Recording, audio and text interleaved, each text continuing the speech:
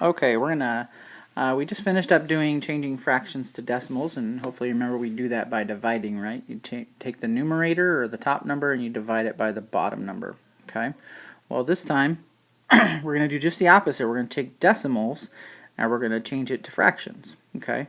Now this is actually a very simple process, so this is even easier than changing fractions to decimals, okay? So the first step, get a good color here to write in, hopefully you guys can see well.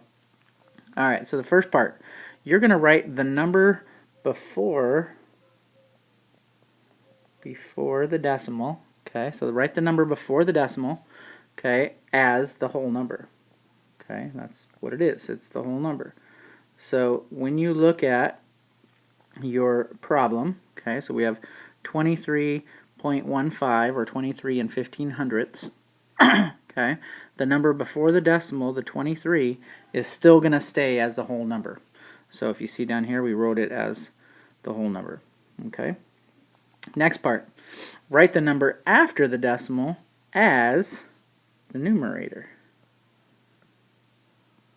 Okay, so the number after the decimal is the part that you have.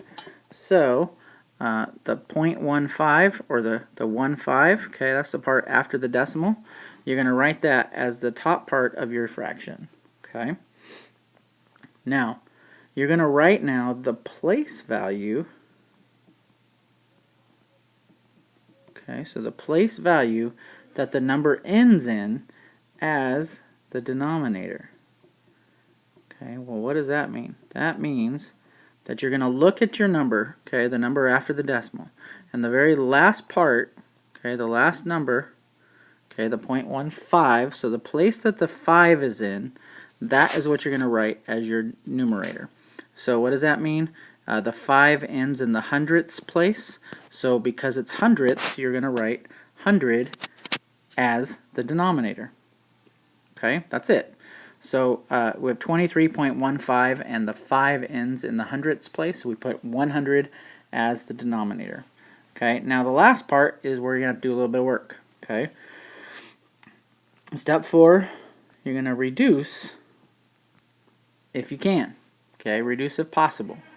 Okay, so basically if you have even numbers or you have any form of 5, you're going to be able to reduce anytime because you know everything there are tens. You're going to have tenths or hundreds or thousandths or 10,000ths as your denominators because of the place values, right?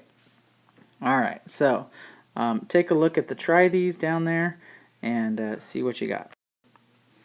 Okay, so the first try these. You got 14.6. Okay, so step 1, write the number before the decimal as the whole number. So the 14 is going to stay as the whole number. Okay, now you write the number after the decimal as your numerator. So 6 goes on top, and then what place is that? It is in the tenths place, so we're just going to write a 10 at the bottom. Now the last step is to reduce. So can we reduce 6 over 10? Yes, we can, because 2 can go into 6 and 10, right? 6 divided by 2 is 3. 10 divided by 2 is 5. So my final answer is that 14 and 3 over 5. Okay? And that's all you have to do. Okay? Write them as a fraction, reduce it. Alright, next part. 19. So 19 is our whole number.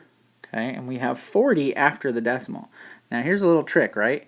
Anytime you have zeros at the end, you can just drop them. Okay, now you could write this as 40 over 100 if you want, but that's just going to make your numbers bigger for you. So what I like to do is I like to drop any zeros that I have at the end. So now I just have 4. So 4 is at the top, and I'm ending in the tenths place. Okay, now what can reduce into 4 and 10? 2 can go into those, and so I end up with 19 and 2 over 5. There you go. Okay, now if you would have left it as 40 over 100, you'd still end up with 2 over 5. It'd be the same thing. Okay, so don't freak out about that. Alright, now 9.250. There's that 0 at the end again. Let's get rid of that guy. So you end up with 9 and 25, and my place is the hundredths place. So I put it as 100 on the bottom. And then what can go into 25 and 100? Well, hopefully you know that 25 can. Okay, and then 9. And 25 divided by 25 is 1. 100 divided by 25 is 4. Okay, that's it. Not a whole lot to that. Okay, just go through, make sure you know what you're doing, and write it as a fraction, put it in the right place value, and then reduce.